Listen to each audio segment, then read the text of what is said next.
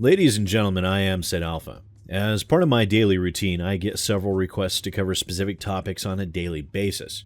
Sometimes it's news, and other times it's drama, and sometimes it's YouTube drama. Typically, I avoid that drama like the plague, but every once in a while, that same drama sparks up a topic of interest that I feel is genuinely worth discussing. This issue today is, as I'm sure you're capable of guessing by the title of the video, in regards to Angry Joe's decisions to take a 2-month break from his most popular format on his channel, the Angry Review, and the subsequent reactions of his fans and of himself, and also his decisions that was made to disable comments for a time. So a little over 2 weeks ago, Joe announced that there would be no Angry Reviews coming for the remainder of July, and there would also be none in August either, as he and other Joe would be taking an extended vacation. This fairly innocuous statement caused an immediate uproar with Joe's fan base, as people acted in a fashion that could at best be described as losing their shit. Receiving more downvotes than upvotes, the announcement video quickly filled with thousands of comments of people expressing their displeasure and even outrage at the temerity of Joe's statement. The outrage continued as Joe proceeded to fulfill his promise and upload Game of Thrones episode reviews and movie reviews, which many of his fans seem to think of as, quote, lazy. As a result of the continued outrage, Joe took to disabling comments and ratings on his videos, which was something that Joe stated in a more recent video that he had promised that he himself would never do that. Now, even speaking from the standpoint of someone that has been doing this for barely 2 years, I can certainly understand where Joe's coming from. Now, before I started my channel, and even after, I always told myself that I would never disable comments on my channel. I would look at YouTubers complaining about all the negative comments in their videos, and I would think to myself, you should be grateful someone's even bothering to comment. I would be elated that people would even watch my videos, and also thinking them weaker-willed than myself or in need of a thicker skin. I never took into account how those perceptions can change, and when someone says that you don't know what it's like, I can now wholeheartedly attest to the fact that I once thought as many viewers do, and the experiences that I've had have shown a whole new light on the phenomenon. It had even gotten to the point for me that not so long ago, I very nearly did the same thing. I watched as two very different ideologies slowly clashed together in the comments sections of my videos and dealt with dozens of people calling for better moderation of the comments, and even a few people demanding that I disable the comments sections of my videos completely. And after seeing people issuing death threats and expressing desires to hire a hitman or even offering their services as a hitman in one instance, I very nearly let my anger and frustration get the better of me, even to the point of announcing those intentions within a YouTube video.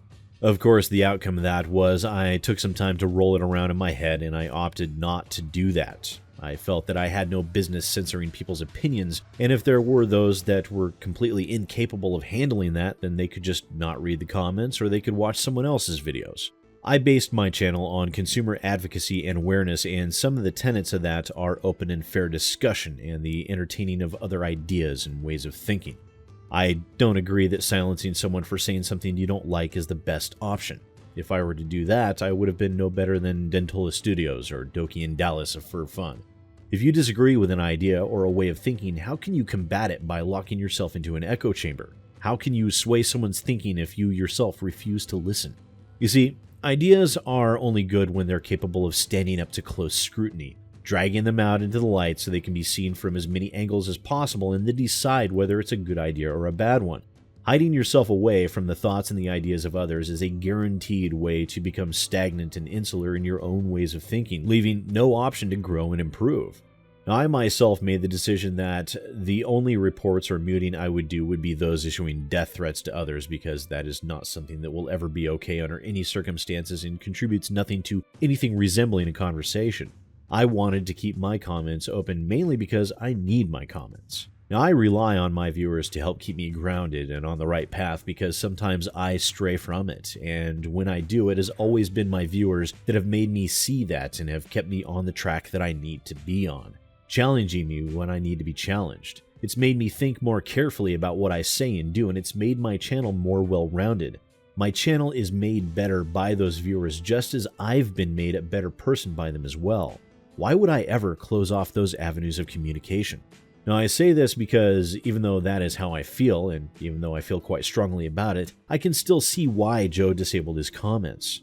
Firstly, there were a large number of people spreading false information, which Joe showcased in a more recent video. Plus, doing so will give people some time to calm down, as I'm sure a good deal of it is fueled by emotion and not by rational thought. Joe showed the numbers and also showcased that, at best, perhaps one angry review might be missed. But he has been doing this for how long? A decade? And I know for a fact his videos take sometimes upwards of hundreds of man-hours to produce, and he is a human after all. And despite my desire to throw in a quip about my own superhuman acumen, I'll refrain. But he does deserve a break after all. Everyone hits their burnout point, and I honestly believe Joe was getting close to his. So while no, I don't agree with Joe's disabling his comments, it's something that I can very much empathize with. But I do feel that this is his way of being able to recharge those batteries before diving back in. It's something that all human beings need to do periodically. As always, and hopefully that will continue to be always, please do let me know what you think down in the comments below. Once again, ladies and gentlemen, I am SidAlpha, and I'll see you next time.